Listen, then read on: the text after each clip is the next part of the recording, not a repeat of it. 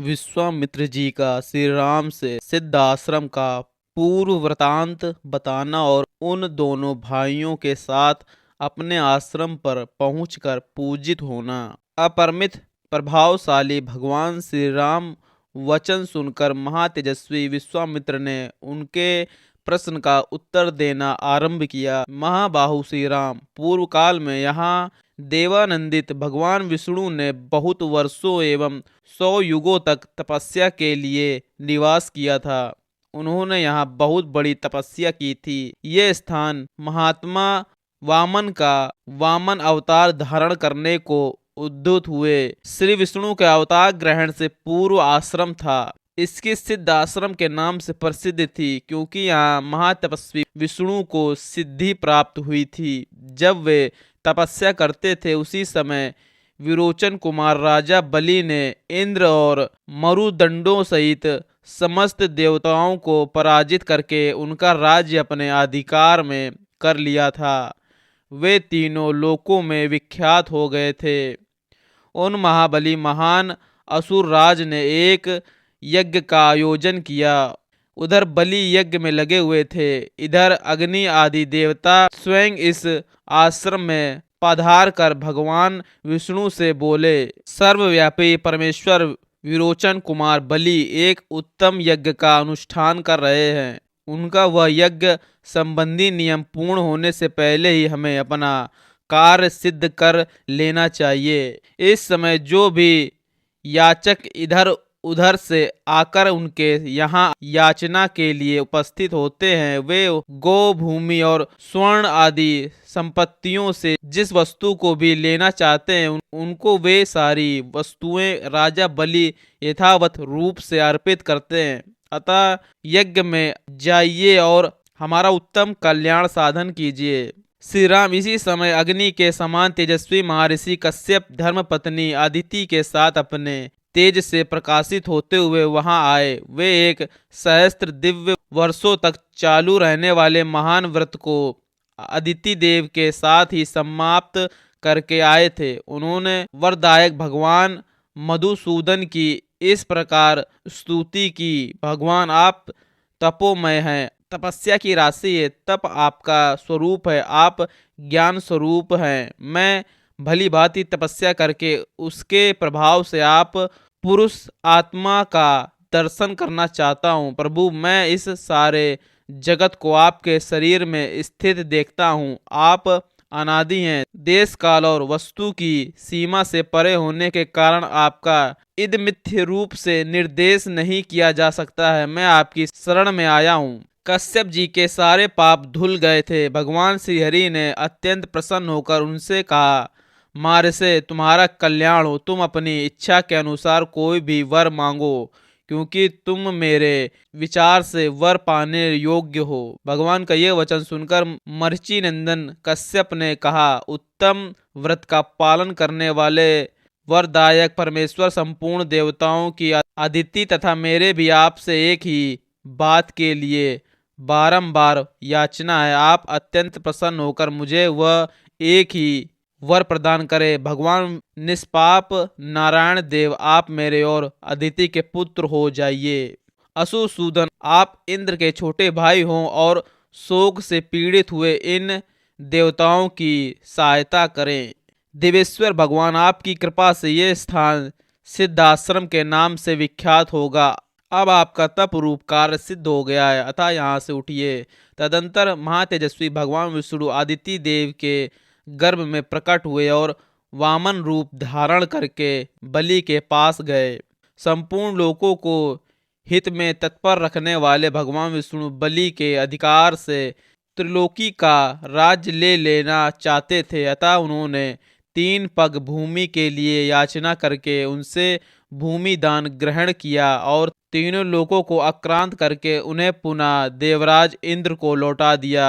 महातेजस्वी श्री हरि ने अपने शक्ति से बलि का निग्रह करके त्रिलोकी को पुनः इंद्र के अधीन कर दिया।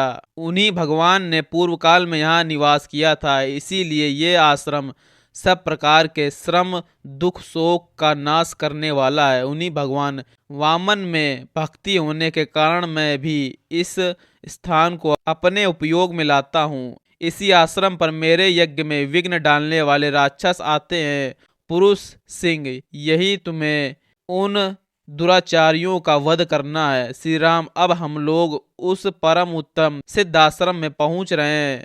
तत्तात वह आश्रम जैसे मेरा है वैसे ही तुम्हारा भी है। ऐसा कहकर महामुनि ने बड़े प्रेम से श्री राम और लक्ष्मण के हाथ पकड़ लिए और उन दोनों के साथ आश्रम में प्रवेश किया। उस समय पुनर्वसु नामक दो नक्षत्रों के बीच में स्थित तिसार रहित चंद्रमा की भांति उनकी शोभा हुई। विश्वामित्र जी को आए देख सिद्धाश्रम में रहने वाले सभी तपस्वी उछलते कूदते हुए सहसा उनके पास आए और सबने मिलकर उन बुद्धिमान विश्वामित्र जी की यथोचित पूजा की। उसी प्रकार उन्होंने उन दोनों राजकुमारों का भी अतिथि सत्कार किया। 2 घड़ी तक विश्राम करने के बाद रघुकुल को आनंद देने वाले शत्रुदमन राजकुमार श्री राम और लक्ष्मण हाथ जोड़कर मुनिवर विश्वामित्र से बोले, मुनिश्रेष्ठ, आप आज ही यज्ञ की दीक्षा ग्रहण करें, आपका कल्याण हो। ये सिद्धाश्रम वास्तव में यथा नाम तथा गुण सिद्ध हो और राक्षसों के वध के विषय में आपकी कही हुई बात सच्ची हो। उनके ऐसा कहने पर महातपस्वी महर्षि विश्वामित्र जितेंद्रिय भाव से नियम पूर्वक यज्ञ की दीक्षा में प्रविष्ट हुए। वे दोनों राजकुमार भी सावधानी के साथ रात व्यतीत करके सवेरे उठे और स्नान आदि से शुद्ध हो प्रातः काल की संध्यापासना तथा नियम पूर्वक सर्वश्रेष्ठ गायत्री मंत्र का जप करने लगे। जप पूरा होने पर उन्होंने अग्निहोत्र करके बैठे हुए विश्वामित्र जी के चरणों में वंदना की। तदंतर देश और काल को जानने वाले शत्रुदमन राजकुमार श्री राम और लक्ष्मण जो देश और काल के अनुसार बोलने योग्य वचन के मर्मज्ञ थे, कौशिक मुनि से इस प्रकार बोले, भगवान, अब हम दोनों ये सुनना चाहते हैं कि किस समय उन दोनों निशाचरों का आक्रमण होता है, जबकि हमें उन दोनों को यज्ञ भूमि में आने से रोकना है। कहीं ऐसा ना हो सावधानी में ही वह समय हाथ से निकल जाए, अतः उसे बता दीजिए।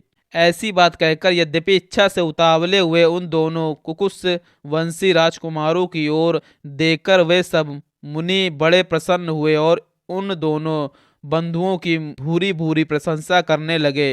वे बोले, ये मुनिवर विश्वामित्र जी यज्ञ की दीक्षा ले चुके हैं, अतः अब मौन रहेंगे। आप दोनों रघुवंशी वीर सावधान होकर आज से 6 रात तक इनके यज्ञ की रक्षा करते रहें। मुनियों का ये वचन सुनकर वे दोनों यशस्वी राजकुमार लगातार 6 दिन और 6 रात तक तपोवन की रक्षा करते रहे। इस बीच उन्होंने नींद भी नहीं ली। शत्रुओं का दमन करने वाले वे परम धनुर्धर वीर सतत सावधान रहकर मुनिवर विश्वामित्र के पास खड़े उनकी ओर उनके यज्ञ की रक्षा में लगे रहे।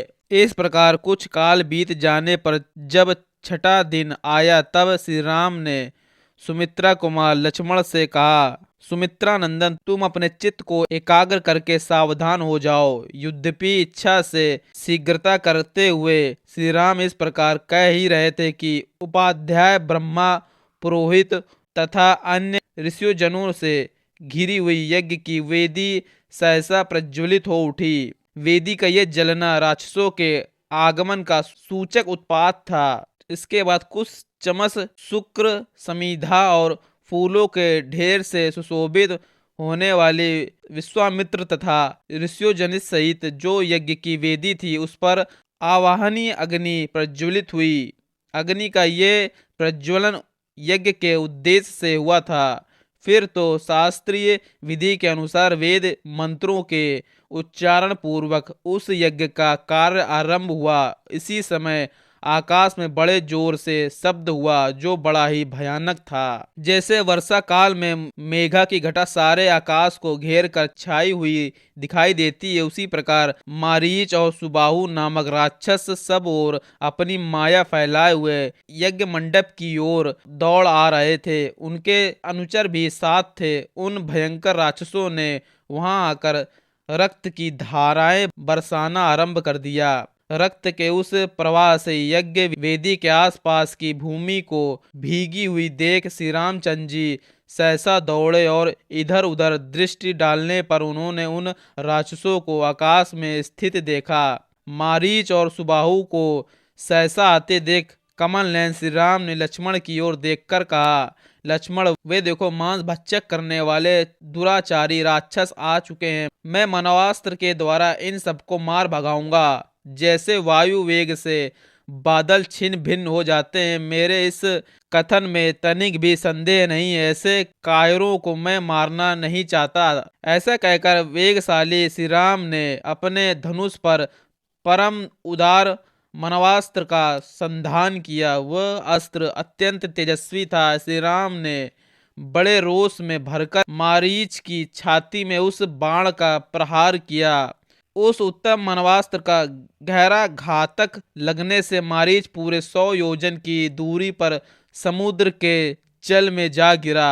सितेसु नामक मनवास्त्र से पीड़ित हो मारीच अचेत सा होकर चक्कर काटता हुआ दूर चला जा रहा है। यह देख श्री राम ने लक्ष्मण से कहा, लक्ष्मण देखो मुनि के द्वारा प्रयुक्त सीतेसु नामक मनवास्त्र इस राक्षस को मूर्छित करके दूर लिए जा रहा है, किंतु उसके प्राण नहीं ले रहा है। अब यज्ञ में विघ्न डालने वाले इन दूसरे निर्दय दुराचारी पाप कर्मी एवं रक्तभोजी राक्षसों को भी मार गिराता हूँ। लक्ष्मण से ऐसा कहकर रघुनंदन श्री राम ने अपने हाथ की फूर्ति दिखाते हुए शीघ्र ही महान अग्न्यास्त्र संधान करके उसे सुबाहु की छाती पर चलाया। उसकी चोट लगते ही वह मरकर पृथ्वी पर गिर पड़ा। फिर महायशस्वी परम उदार रघुवीर ने वायवास्त्र लेकर शेष निशाचरों का भी संहार कर डाला और मुनियों को परम आनंद प्रदान किया। इस प्रकार रघुकुल नंदन श्री राम यज्ञ में विघ्न डालने वाले समस्त राक्षसों का वध करके वहां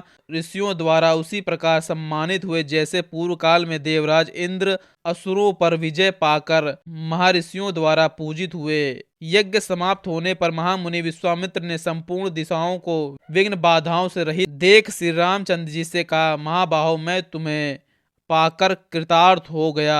तुमने गुरु की आज्ञा का पूर्ण रूप से पालन किया। महायशस्वी वीर तुमने इस सिद्धाश्रम का नाम सार्थक कर दिया। इस प्रकार श्री रामचंद्र जी की प्रशंसा करके मुनि ने उन दोनों भाइयों के साथ संध्यापासना की। तदंतर विश्वामित्र के यज्ञ की रक्षा करके कृतकृत्य हुए श्री राम और लक्ष्मण ने उस यज्ञशाला में ही वह रात बिताई। उस समय वे दोनों वीर बड़े प्रसन्न थे। उनका हृदय हर्षोल्लास से परिपूर्ण था। रात बीतने पर जब प्रातः काल आया तब वे दोनों भाई पूर्व काल के नित्य नियम से निवृत्त हो विश्वामित्र मुनि तथा अन्य ऋषियों के पास साथ साथ गए। वहां जाकर उन्होंने प्रज्वलित अग्नि के समान तपस्वी मुनि श्रेष्ठ विश्वामित्र को प्रणाम किया और मधुर भाषा में ये परम उदार वचन कहा, मुनि प्रवर हम दोनों किंकर आपकी सेवा में उपस्थित है। मुनि श्रेष्ठ आज्ञा दीजिए हम क्या सेवा करें। उन दोनों के ऐसा कहने पर वे सभी महर्षि विश्वामित्र को आगे करके श्री रामचंद्र जी से बोले, नरेश मिथिला के राजा जनक का परम धर्ममय यज्ञ प्रारंभ होने वाला है, उसमें हम सब लोग जाएंगे। पुरुष सिंह तुम्हें भी हमारे साथ वहां चलना है। वहां एक बड़ा ही अद्भुत धनुष रथ है, तुम्हें उसे देखना चाहिए। पुरुष प्रवर पहले कभी यज्ञ में पधारे हुए देवताओं ने जनक के किसी पूर्व पुरुष को वह धनुष दिया था। वह कितना प्रबल है और भारी है, उसका कोई माप तोल नहीं है। वह बहुत ही प्रकाशमान एवं भयंकर है। मनुष्यों की तो बात ही क्या है, देवता गंधर्व असुर तथा राक्षस भी किसी तरह उसकी प्रत्यंचा नहीं चढ़ा पाते।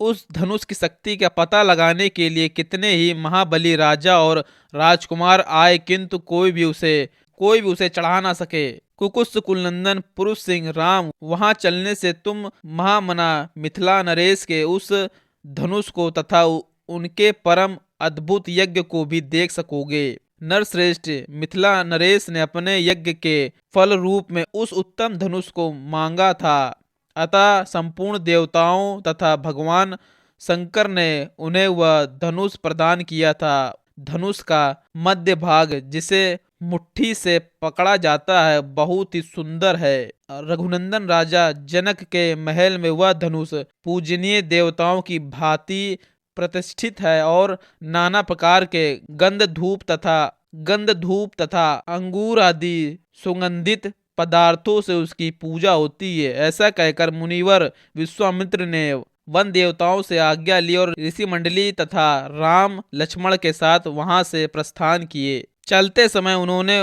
वन देवताओं से कहा, मैं आपका यज्ञ कार्य सिद्ध करके इस सिद्धाश्रम से जा रहा हूँ। गंगा के उत्तर तट पर होता हुआ हिमालय पर्वत की उपत्यका में जाऊंगा। आप लोग का कल्याण हो। ऐसा कहकर तपस्या के धनी मुनि श्रेष्ठ कौशिक ने उत्तर दिशा की ओर प्रस्थान आरंभ किया। उस समय प्रस्थान के समय यात्रा करते हुए मुनिवर विश्वामित्र के पीछे उनके साथ जाने वाले ब्रह्मवादी महर्षियों की 100 गाड़ियां चली। सिद्धाश्रम में निवास करने वाले मृग और पक्षी भी तपोधन विश्वामित्र के पीछे पीछे जाने लगे। कुछ दूर जाने पर ऋषि मंडली सहित विश्वामित्र ने उन पशु पक्षियों को लौटा दिया। फिर दूर तक का मार्ग तय कर लेने के बाद जब सूर्य अस्तांचल को जाने लगे, तब उन ऋषियों ने पूर्ण सावधान रहकर सोनभद्र के तट पर पड़ाव डाला। जब सूर्यदेव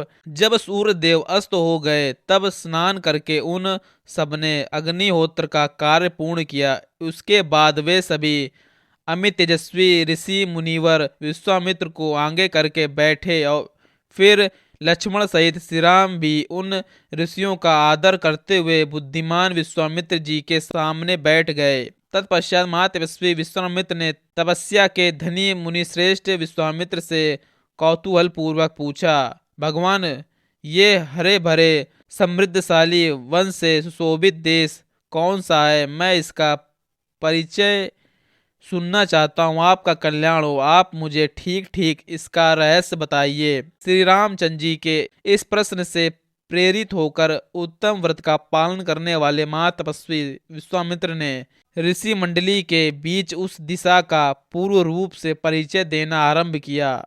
इस प्रकार श्री वाल्मीकि निर्मित अर्थ रामायण के आदि काव्य के बालकांड में 31वां सर्ग पूर्ण हुआ।